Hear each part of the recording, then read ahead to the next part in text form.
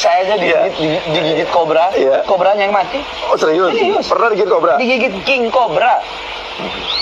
2 menit king kobranya yang mati. Kata anak-anak apa? Wah, bukan Habib kena racun king kobra. King kobra kena racun Habib. Kita menutupi kebodohan kita dengan kebohongan. Itu sangat fatal sekali, saudara. Tidak ada kebodohan yang paling parah adalah ketika kita bisa ditipu oleh orang bodoh. Hancur, Jum. Kalian percaya kalau si Bahar punya agar rumah digigit kobra, kobranya mati? Saya tidak. Kecuali saya yang bawa kobranya, dia yang digigit sama kobra itu, saya lihat di situ langsung.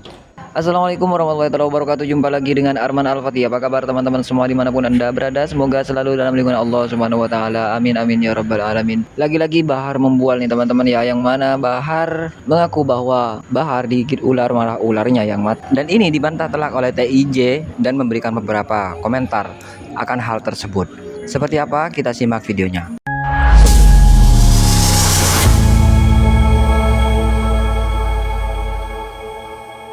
Kita menutupi kebodohan kita dengan kebohongan. Itu sangat fatal sekali, saudara. Tidak ada kebodohan yang paling parah adalah ketika kita bisa ditipu oleh orang bodoh. Hancur, Jum. Kalau pemerintah mengusulkan sertifikasi untuk setiap penceramah, itu PKI. Itu membatasi ruang gerak umat Islam dalam berdakwah, saudara. Pret. Kalian percaya kalau si Bahar punya agar rumah digigit kobra, kobranya mati? Saya tidak. Kecuali saya yang bawa kobranya, dia yang digigit sama kobra itu, saya lihat di situ langsung. Bagaimana dengan Dajjal nanti, saudara? Walaupun cucu-cucunya sudah saya lihat saat ini. Bisa menunjukkan kepada kita, bisa mengeluarkan emas dari tangan kanannya, bisa mengeluarkan air di tangan kirinya, bisa menghidupkan orang mati, bisa menyembuhkan ini dan itu. Makanya, saya percaya dengan seyakin-yakinnya. Perkataan ulama-ulama kita, perkataan Nabi, Dajjal itu bisa mempengaruhi kiai-kiai, bisa mempengaruhi ustadz-ustadz, bisa mempengaruhi orang-orang alim. Orang-orang yang tampilannya seperti alama, seperti alim, seperti wali sekalipun. Tetapi tidak ada keteguhan hati untuk membela kebenaran, untuk membela umat. Suka hati ngomong, suka hati menghina orang, suka hati mencaci maki orang, suka hati mengasut orang, suka hati bercerita bohong. Sekarang orang berjubah, sorban sekalipun, joget-joget depan kamera. Menantu dan mertua gandengan tangan joget-joget depan kamera. Allah, astagfirullahaladzim, saudara. Itulah bagian dari tanda-tanda akhir zaman, saudara. Kembalilah kepada jalan yang benar. Jangan terlena dengan dunia. Dunia hanya sementara saja. Hanya sementara saja, saudara. Hentikan kebohongan. Hentikan meracuni umat dengan kedustaan, saudari. Ngaku cucu Nabi, di TikTok buka aurat. Ada nggak? Banyak sekali.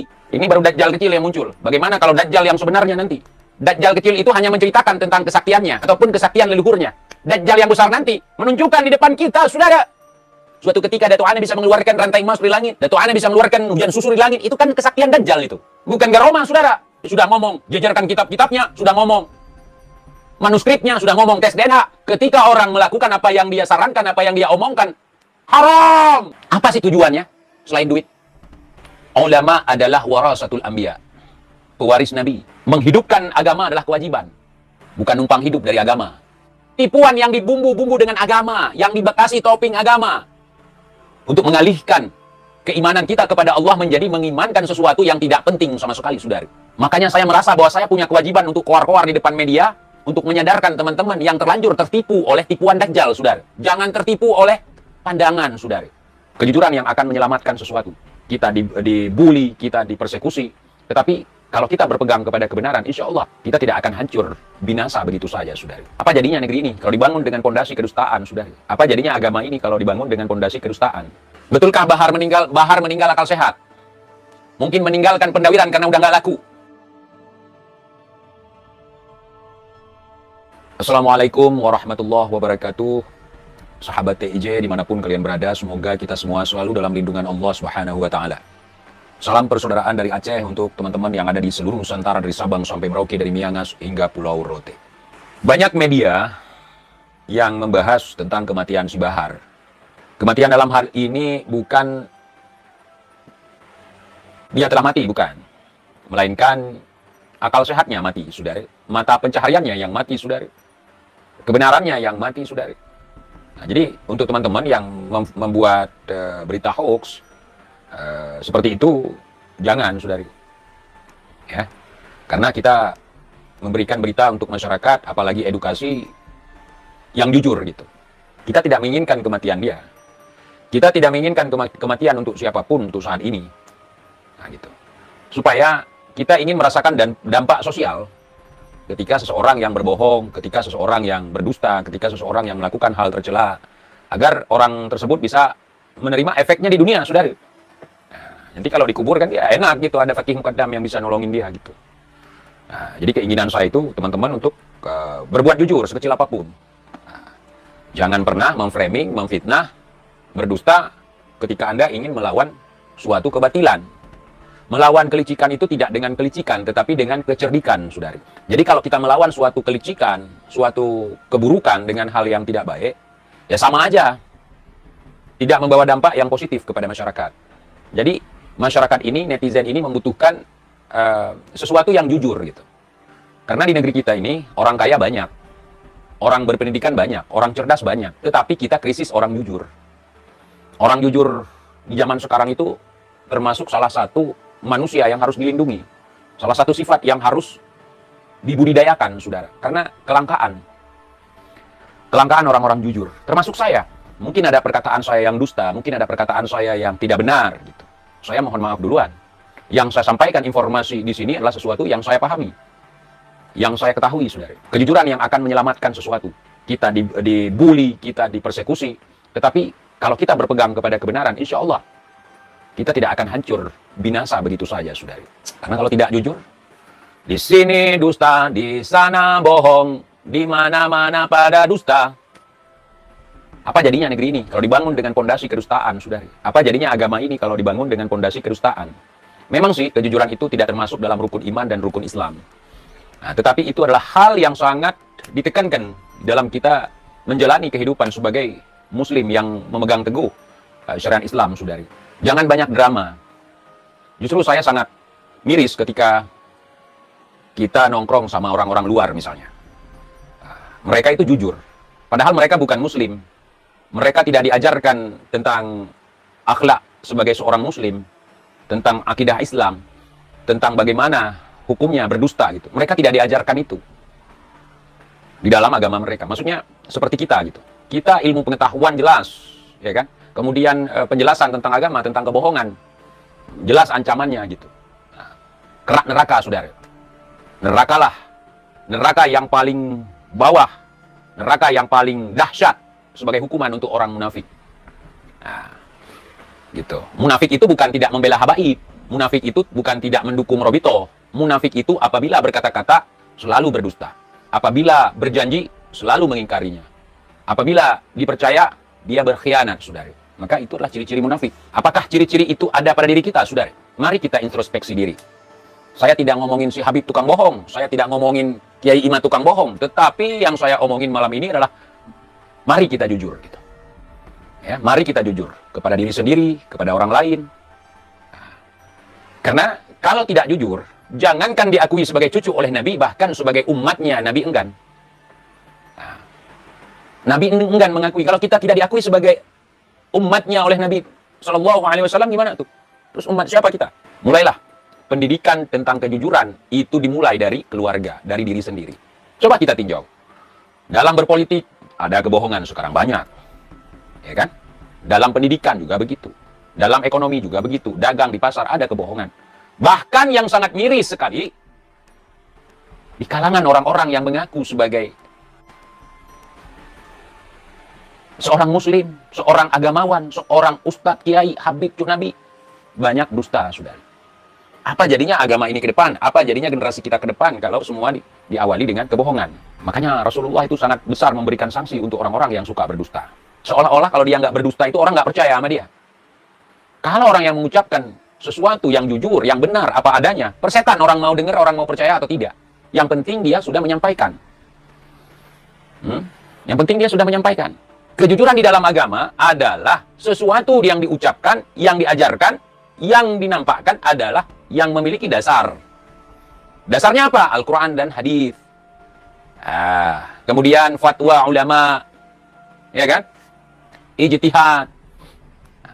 Jadi kalau nggak ada, karena demi kepentingan dia, demi perut dia, demi makan dia, demi pamor dia, berdusta. Sudah, dusta di mana-mana, gombal di mana-mana. Maka itulah yang akan membuat diri kita sendiri yang akan hancur sehancur-hancurnya, saudara. Maka mari kita introspeksi diri, mari kita tekankan, kita tanamkan pada diri kita dan juga keluarga kita, juga generasi kita, kejujuran. Takut dibully, takut dicaci, takut dimarahi, banyak sekali takutnya. Sementara kita sebagai orang yang beriman kepada Allah Subhanahu wa Ta'ala, tapi kita tidak ada rasa takut kepada Allah. Tidak ada sedikit pun rasa takut kepada Allah dengan berperilaku seperti itu.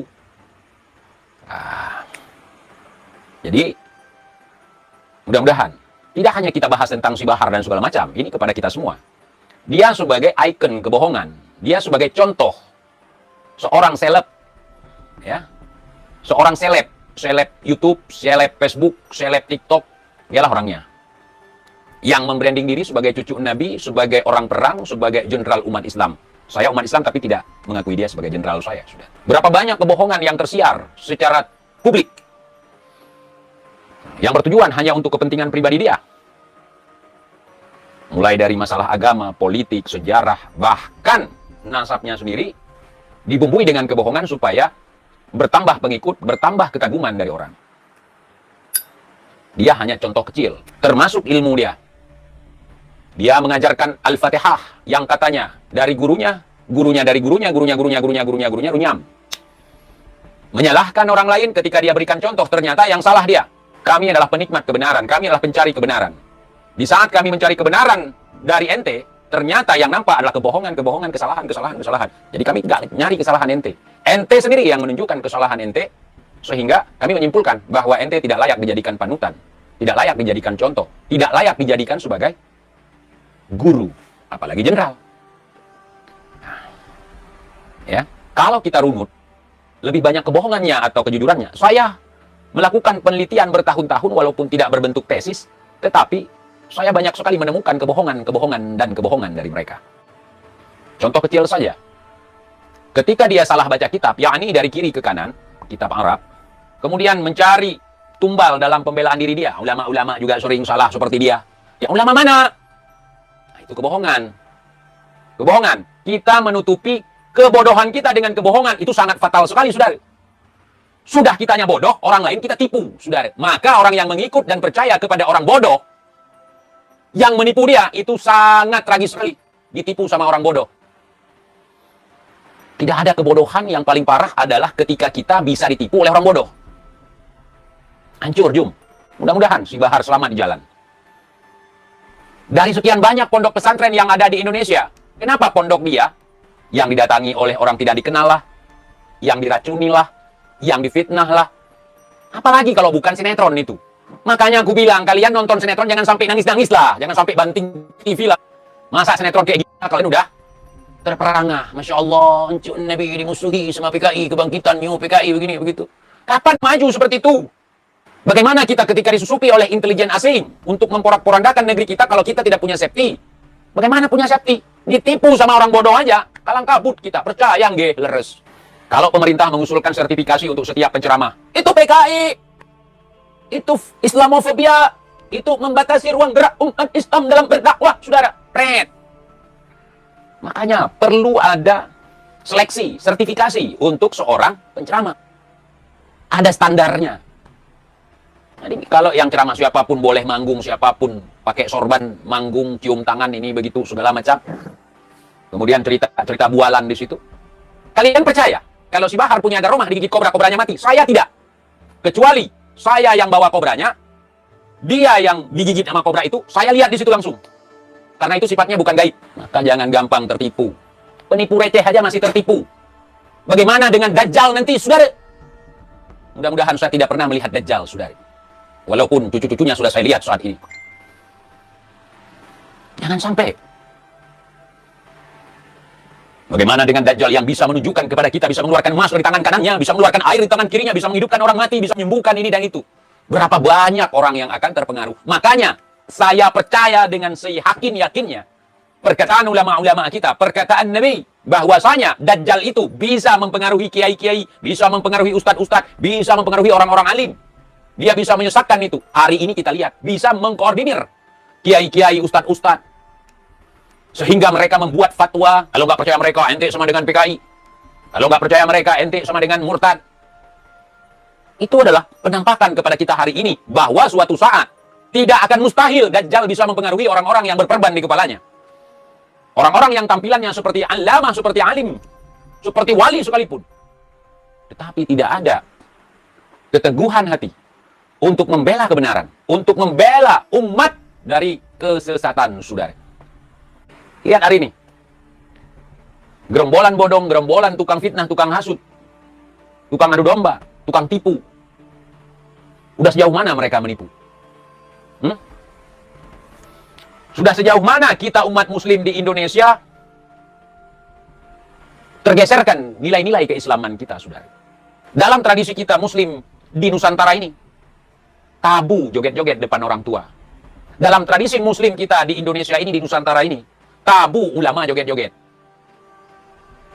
Dulu Marsandah joget-joget depan kamera, saudara, dibilang orang gila. Sekarang orang berjubah, sorban sekalipun, joget-joget depan kamera. Anak dan menantu, menantu dan mertua, gandengan tangan, joget-joget depan kamera. Allah, astagfirullahaladzim, saudara. Itulah bagian dari tanda-tanda akhir zaman, saudara. Berapa banyak orang yang bisa keluar-keluar ngomong nasihat ke orang lain, tetapi dirinya tidak ada yang bisa menasehatinya, dan dia melakukan hal-hal yang bertentangan dengan omongannya sendiri, saudara. Berapa banyak, saudara? Berapa banyak?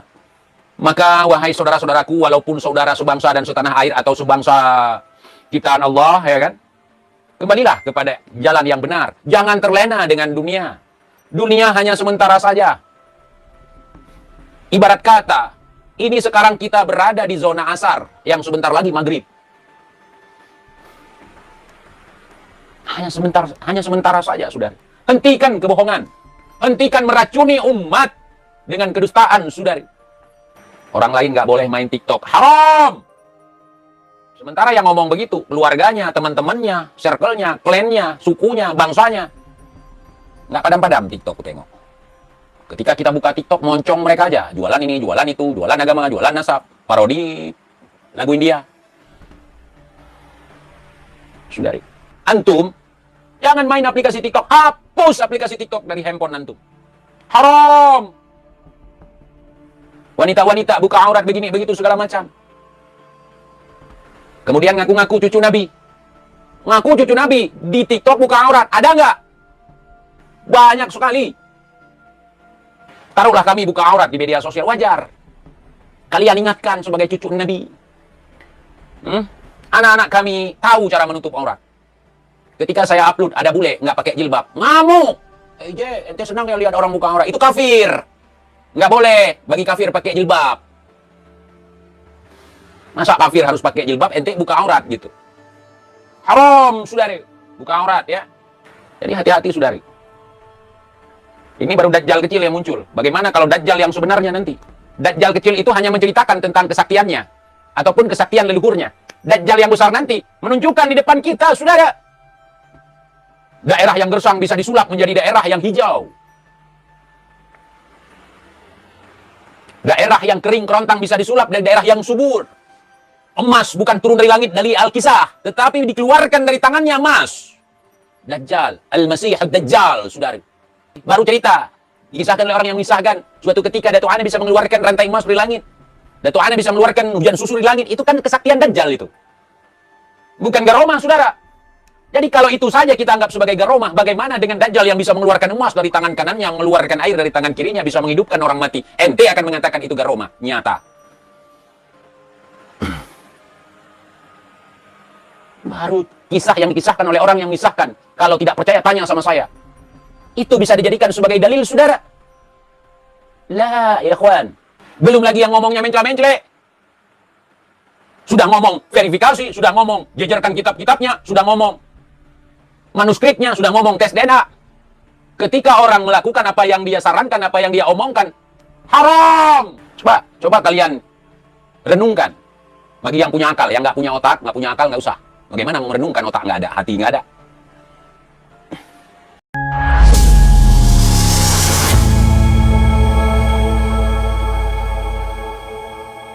Itulah tadi pernyataan dari TIJ yang membantah tentang bualan Bahar bin Smith, yang menyatakan bahwa Bahar bin Smith digigit ular kobra namun ularnya yang mati. Nah, ini sebuah kebodohan kepada para mukibin-mukibin yang masih terbelenggu oleh khurafat kabib-kabib yang ada di Indonesia. Dan semoga saja pencerahan dari TIJ ini bisa menjadarkan mukibin-mukibin yang sampai saat ini masih mengakui bahwa Ba'alawi dzurriyyah Rasulullah SAW. Nah, bagaimana menurut pendapat teman-teman semua? Silahkan lanjut di kolom komentar. Terima kasih, selalu support Arman Al-Fatih. Kita jumpa lagi di video selanjutnya. Assalamualaikum warahmatullahi wabarakatuh.